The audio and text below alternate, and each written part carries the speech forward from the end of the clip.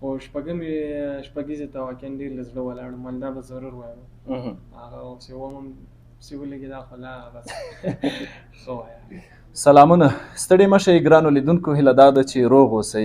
کابل دی او کابل آی بي کرکټ لوبغالي کې د کی پی ایل یا د کابل پریمیر لیګ سیالیو دوام دی.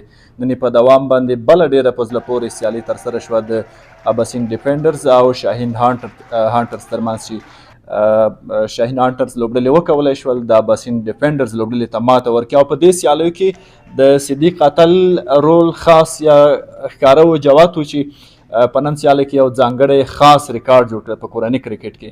نو اتل صاحب سره به لنډې خبرې اترې ولرو، هیله دا ده چې خپرونه تر پایه راسره وګورئ. اتل صاحب ستړي مه شئ.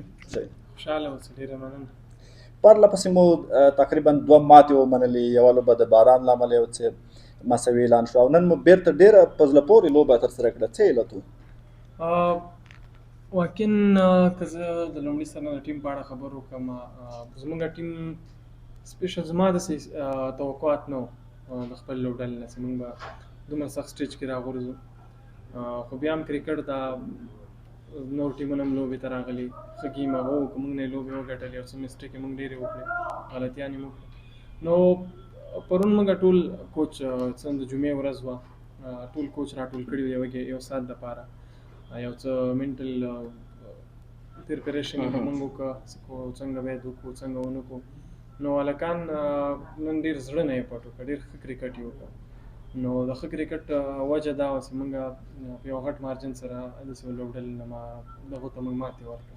وروسته به یو څه نورې پوښتنه کوم، خو مخکې به په دا 7 شپږیزو باندې وغږېږو. څه داسې په ذهن کې اول نه ټارګېټ و توپ اچوونکی او که نه همدغسې مسلسل لاړئ؟ زموږ پلان دا و دوی یو ور په اخر کې سپینر کوي، ځکه مونږ کلکولیشن کړی د دوی د بالرانو او یو ور به سپینر ته ځي. نو هغه نه موږ هم ګټه واخیسته، خو دومره توقع نه وه چې تقریبا 8 رنز به پکې راسي، خو کرکټ د هر څه پکې راځي. نو همغه وجه و چې دومره غټ ټارګېټ هم ورکړه. کله چې 4 شپږیزې مسلسل ولګېدې، طبعا وروستیو 2 شپږیزو ته به د زړه ضرور دا کېده چې وروستۍ 2 شپږیزې باید بچ نه شي. نه، که رښتیا هم 5 شپږیزونه بعد مې ویلې، ځان سره مې لږ ټیم واخیسته، ساه مې وواخیسته، ویل دا بل ضرور چکه کومه. نورو ته بس هیډ ته ولاړم، خو داسې نه چې مطلب هر بال به چکه شي. خو شپږیزې ته واقعا ډېر له زړه ولاړم، ویل دا به ضرور وایم. هغه اوس یو هم پسې ولګېد، خو لا بس ښه وایه. نه کرکټ ته دا به د خپل پروفیشنل کرکټر دا فرست کلاس کوي، ډومیسټک کرکټ کې شپږیزې کړې، دا دی په دې ښه پوهېږي چې کرکټ کې دا شیان شته، لحاظ نشته کرکټ کې. زه به یو خبره کوم، دوی 2 ځل زه آوټ کړی ما، بیخي آوټ اف کرکټ سلیبریشن را باندې کړی. نو هلته د 2 وار دا پر زما وار سه ما هم اکسپټ کړی، دی به یې هم اکسپټ کړي انشاءالله. په کې پی ایل باندې راته لاندې وغږېږه، دغسې لیګ جوړ شوی دی ستاسو د تمریناتو لپاره، ستاسو د لوبو لپاره، ستاسو د لا تجربو لپاره څومره مؤثر دی؟ ډېر زبردست ټورنمنټ ده، یو ډېر غټ ټورنمنټ ده، ډېرې ښې لوبې پکې دي، لوبډلې ډېرې ښې دي. زموږ ټول هغه کوم چې د ون ډے سکواډ برخه نه د نیشنل ټیم کې، هغه ټول دلته موږ سره دي. نو دغسې زما غوندې یو پلیر ته د نورو هغه کوم کلب لیول پلیران چې د هغو دپاره دا ډېر ښه یو میسیج دی، یو ښه روحیه هم ورکوي. دوی نه په پویلین کې ډېر زیات شی زده کوی چې ګراونډ کې دوی لوبه کتلی شي څنګه کېږي. نو ماحول چې دا ډېر پروفیشنل ماحول ده، که هغه کوچینګ سټاف دي، هغه امپایران دي، هغه دغسې هرې لوبډلې مالکین، ټول دغسې یو پروفیشنل ماحول ده. نو او ډېره زیاته فایده به وکړي افغانستان ډومیسټک کرکټ دپاره، تر څو دوی ښه پلیران پکې پیدا کړي د T20 دپاره. څنګه په افغانستان کې T20 ټورنمنټونه ډېر کم دي زموږ په شیډول کې د رسمي لوبو د ډومیسټک. نو دغسې ټورنمنټونه ډېر مفید تمامېدی شي. وروستیو کې خپلو مینهوالو ته څه وایي؟